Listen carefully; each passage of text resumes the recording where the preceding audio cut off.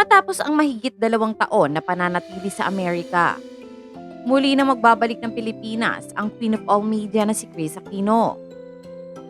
Sa kanyang latest Instagram post ay ibinahagi ng TV host actress na uuwi na ito sa bansa dahil kailangan niyang sumailalim sa pangalawang immunosuppressant infusions. I choose to be 100% honest. I arrived in the USA with 3 diagnosed autoimmune conditions. A fourth was confirmed in late June of 2022. One autoimmune thyroiditis, chronic spontaneous urticaria, and Churg-Strauss EGPA, a rare complicated form of vasculitis, systematic sclerosis, and this 2024, I was diagnosed with SLE, lupus, and rheumatoid arthritis. We are still waiting for the results of 2 more autoimmune conditions. Panimula ni Chris. Kasunod nito ay nagpapasalamat si Chris sa lahat ng mga taong patuloy na nagpapaabot ng kanilang malasakit at suporta sa kanyang pinagdaraanan. Matapos nito ay inilahad niya ang rason sa kanyang pag-uwi sa bansa. Bukod dito, ibinahagi ni Chris ang rason kung bakit niya napagdesisyon ng umuwi ng Pilipinas. Inamin ni Chris na kinakailangan niya ng matinding suporta mula sa mga kapatid, malapit na kamag-anak at kaibigan sa kanyang pakikipaglaban sa sakit na iniinda. Nagpapasalamat rin ito sa mga taong naging parte ng kanyang gamutan habang nasa ibang bansa. Emotionally, I need the encouragement and unwavering faith my sisters and my cousins, my closest friends, and trusted team of doctors can provide. Sadly, what was the battle to improve my health is now the struggle to protect my vital organs. This is now the fight of my life. Lahad pa niya. Dagdag pa ni Chris, bawal sumuko. Tuloy po ang laban. Nagpasalamat naman si Chris sa mga nagdasal at patuloy na sumusuporta sa kanya. Samantala, matatandaan na kamakailan lamang ay may bago na namang karamdaman na tuklasan kay Chris Aquino. Ito ay binunyag ng TV host actress sa pag-uusap nila ng kanyang matalik na kaibigan at entertainment editor na si Dino Balares.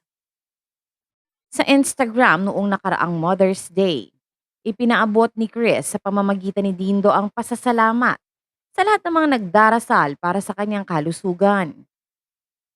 Sabi ni Chris, "Can you please thank everyone praying for me?"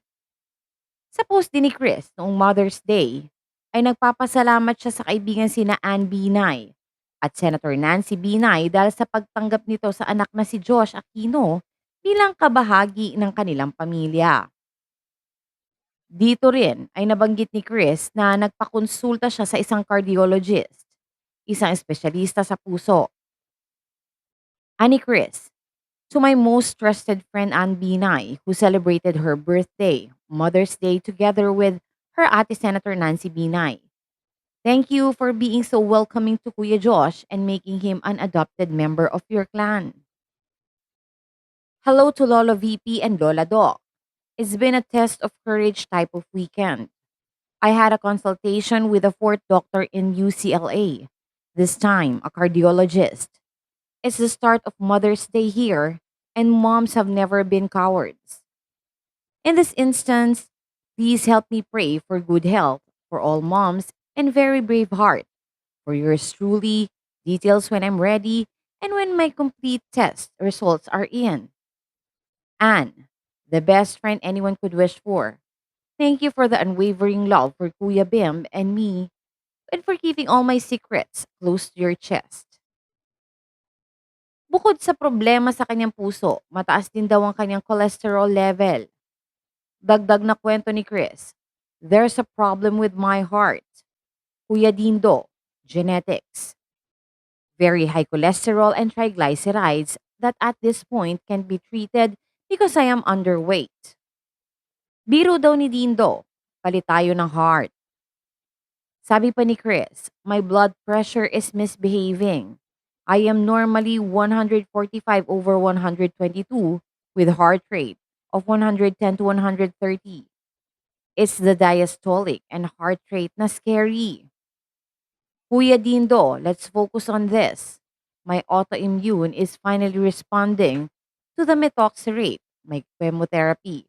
Finally, and the good air quality in Newport Coast. Can you please thank everyone praying for me? Magaling talaga the combination of medicine I am being given. It's just that after the methotrexate and Dupixent, I am super bagsak for 4 days. University of California, Los Angeles is very impressive. We don't have Dupixent at home. Sa update ni Dindo, napag-usapan nila ni Chris ang tungkol sa lifespan history ng kapamilya ng TV host. Isa rito ang tungkol sa maagang pagpanaw ng kanyang lolo, sakit ng amang si dating senador na si Benigno Noynoy Aquino Jr. at kapatid na si former President Benigno Simeon Noynoy Aquino III. Sabi umano nito, my dad died 55 years old from a massive heart attack. My dad had his heart attack and triple bypass at 47. Noy had an angioplasty 5 weeks before he died. Noong January 2024, sinabi ni Chris na masyado nang naging komplikado ang usapin tungkol sa kanyang kalusugan.